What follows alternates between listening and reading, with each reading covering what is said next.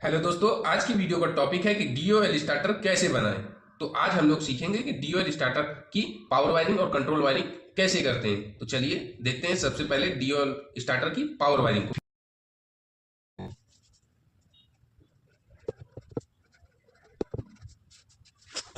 दोस्तों सबसे पहले हम लोग डीओएल स्टार्टर की पावर वायरिंग को करेंगे। दोस्तों सबसे पहले हमारे पास 3 फेज सप्लाई होगी RYB और Y और P। ये हमारे पास 3 फेज सप्लाई है। इसे हम सबसे पहले MCB में देंगे।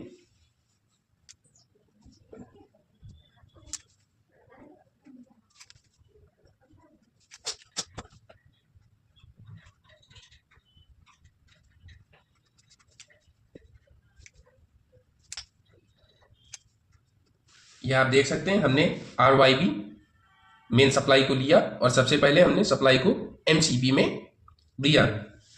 अब हम इसे MCB से कॉन्टेक्टर में देंगे।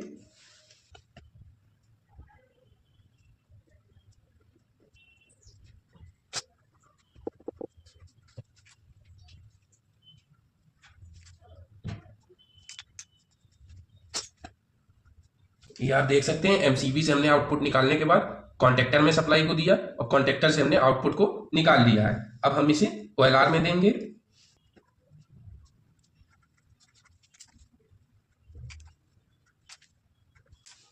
आप लोग देख सकते हैं, ये हमने OLR में 3 फेज सप्लाई को इनपुट दिया, फिर आउटपुट हमने OLR से निकाला। अब हम इसे अपनी मोटर में देंगे। मैं आपको एक बार फिर से समझा देता हूं आपको डीओएल स्टार्टर की पावर वायरिंग को कैसे करना है। आपको RYB 3 फेज सप्लाई को लेना है और आपको 3 पोल की MCB में इसे इन कराना है और 3 पोल की MCB से आउटपुट लेने के बाद आपको कॉन्टेक्टर में 3 फेज सप्लाई को देना है और कॉन्टेक्टर से आउटपुट निकलने के बाद आपको 3 फेज सप्लाई को OLR ओवरलोड रिले में देना है। OLR से जो आपका 3 फेज आउटपुट निकलेगा उसे आपको अपनी मोटर में कनेक्ट करना है। तो उम्मीद करता हूं आप लोग पावर वायरिंग समझ गए होंगे। तो चलिए अब हम डीओएल स्टार्टर की कंट्रोल। तो दोस्तों अब हम लोग कंट्रोल वायरिंग को करेंगे। तो सबसे पहले हम लोगों को एक फेज और एक न्यूट्रल को लेना है। ये हमारे पास एक फेज है और ये हमारे पास एक न्यूट्रल है। हमें सबसे पहले कंट्रोल वायरिंग में फेज सप्लाई को लेना है और इसे एक MCB में कनेक्ट करना है जाके। तो हम लोग फेज सप्लाई को लेंगे और MCB में कनेक्ट करेंगे।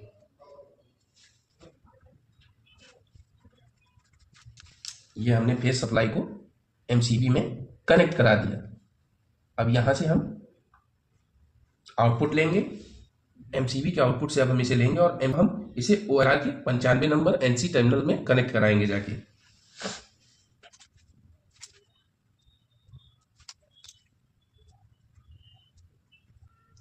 ये हमारा 95 और 96 NC टर्मिनल है। OLR NC टर्मिनल है।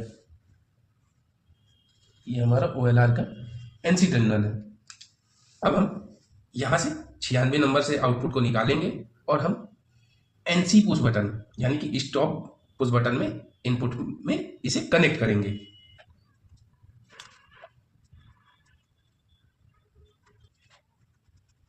NC पुश बटन में इसे कनेक्ट कर देंगे। अब NC पुश बटन से हम आउटपुट को निकालेंगे और इसे हम NO पुश बटन में कनेक्ट करेंगे। तो दोस्तों अब हमने NC पुश बटन में सप्लाई को कनेक्ट कर दिया। अब यहां से आउटपुट लेके हम NO पुश बटन में देंगे।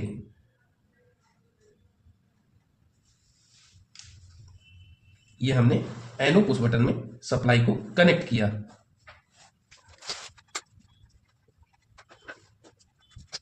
NO पुश बटन से आउटपुट निकलने के बाद हम इसे कॉन्टेक्टर के A1 टर्मिनल में कनेक्ट करेंगे।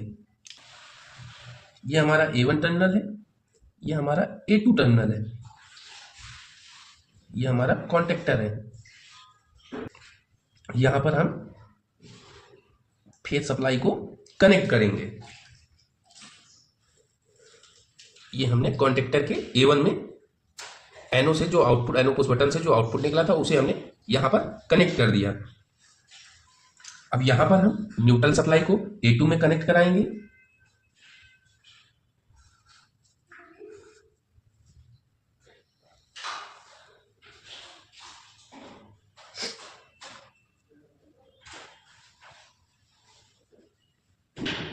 तो दोस्तों देख सकते हैं आप लोग, यहाँ पर मैंने न्यूट्रल को A2 में कनेक्ट करा दिया है। अब हम जैसे ही एनो पुश बटन को प्रेस करेंगे तो हमारा कॉन्टेक्टर ऑन हो जाएगा। लेकिन अभी इसमें एक समस्या है, जैसे ही आप पुश बटन को प्रेस करना छोड़ देंगे ये कॉन्टेक्टर ऑपरेट नहीं होगा, ऑफ हो जाएगा। इसलिए अभी हम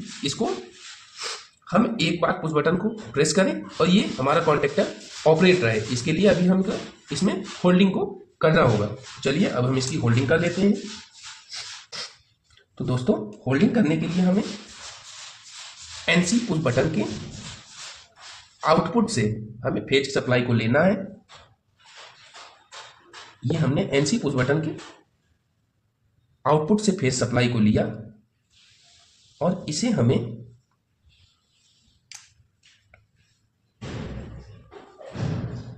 एनोड कॉन्टेक्टर के एनोड टर्मिनल से आउटपुट निकालना है।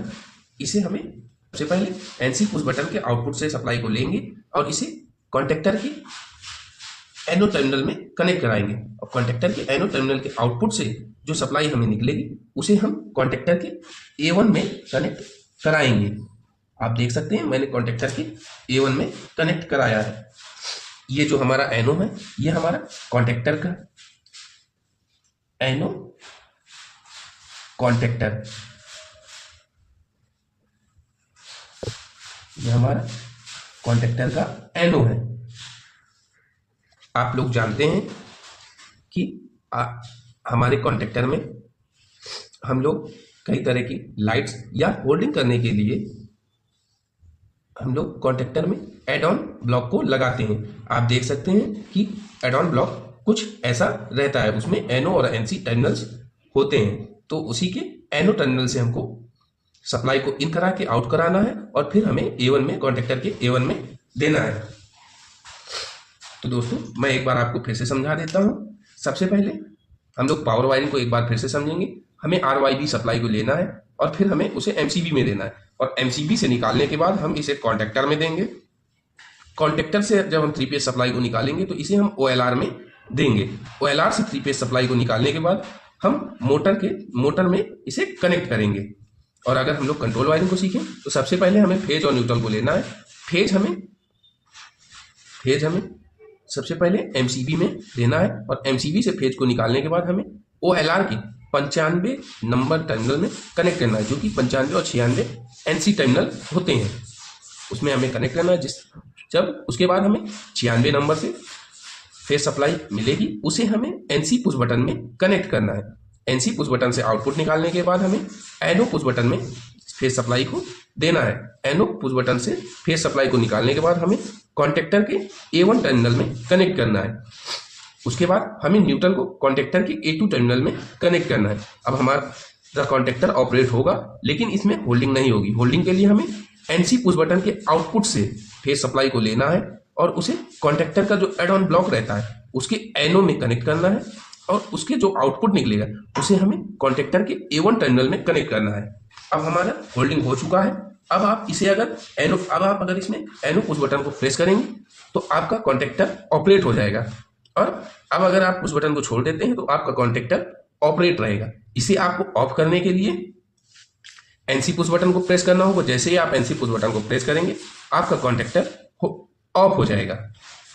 तो उम्मीद करता हूं आप लोग DOL स्टार्टर की कंट्रोल वायरिंग और पावर वायरिंग को समझ गए होंगे। अगर आपके मन में कोई डाउट होता है तो आप मुझे कमेंट के माध्यम से पूछ सकते हैं। अगर वीडियो अच्छी लगी हो तो वीडियो को लाइक, शेयर और चैनल को सब्सक्राइब जरूर करें और बेल आइकन को जरूर प्रेस करें, जिससे कि हमारी आने वाली वीडियो का नोटिफिकेशन आपको मिल सके।